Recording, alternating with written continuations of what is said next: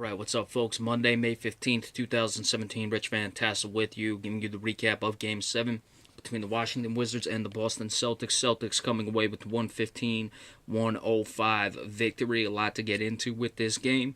For the Washington Wizards, Bradley Beal was flat out unstoppable tonight, except when they put Marcus Smart on him. I'll get into Marcus Smart in a moment. Bradley Beal, 12 of 22 shooting, 5 of 10 from 3, 9 of 10. He was single-handedly keeping Washington ahead as they were through towards the end of the second half and about midway to a little less than midway through, I'd say more 3 quarters through the third quarter. That's when this game really turned. 38 points, as we said. John Wall, 8 of 23 shooting, 1 of 8 from 3.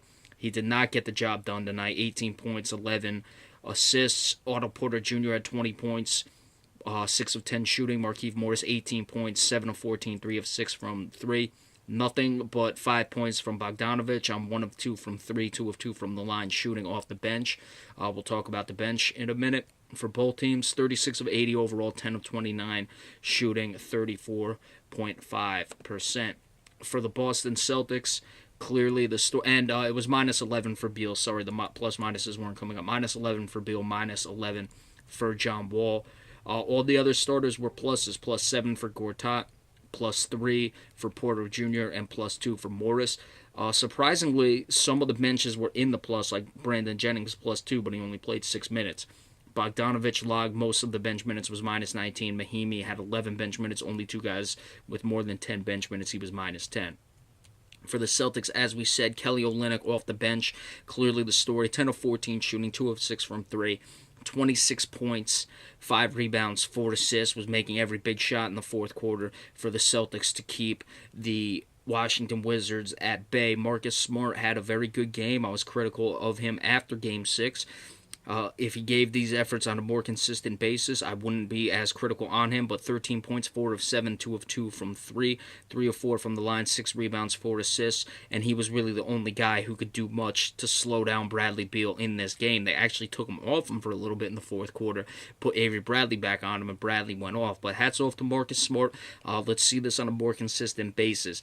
Isaiah Thomas, 29 points, 9 of 21 shooting, 3 of 5 from 3. We've got to discuss the three-point shooting as well. 15 points for Al Horford, 6 of 10 shooting, 6 rebounds, 5 assists. Jay Crowder at 14, 7 of 12 shooting. Avery Bradley, 3 of 9 moving forward. Crowder and Bradley have to be guys who have big games on, not just at home, much bigger games than this for Bradley, but also on the road. The Celtics were 11 of 26, 42.3 from 3. 42 of 79, 53.2 overall. They started 3 of 12 from 3. It looked like it may not just be their night, but finished 8 for 14 from 3, which was a huge difference. The Celtics' three-point shooting is key to their success. Washington, as we said, was 10 of 29.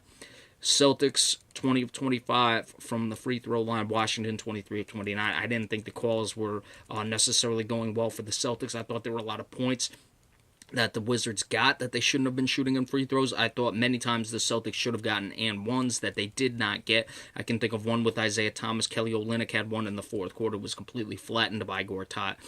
Made the basket and no call. I think there were a lot of points in that regard that went against the Celtics. Smart was plus 14. Olynyk was plus 3. Jaylen Brown also played very well. He made a 3 early on, his first shot of the game. He wasn't scared at all. 3 of 5, 9 points. 3 rebounds, 2 of 2 from the line. Rozier was the only guy who got minutes. James Young is listed. I guess he came in the mop-up duty. So moving forward for the Celtics, it's going to be their three-point shooting. We're going to do an Eastern Conference preview, discuss all that stuff. For the Washington Wizards, got to be disappointing. They got what they wanted out of Bradley Beal. John Wall just didn't come to play tonight. He went cold. There was a 13-3 run at the end of the third quarter, and then the Celtics started off with what I believe was a 9-2 run in the fourth quarter.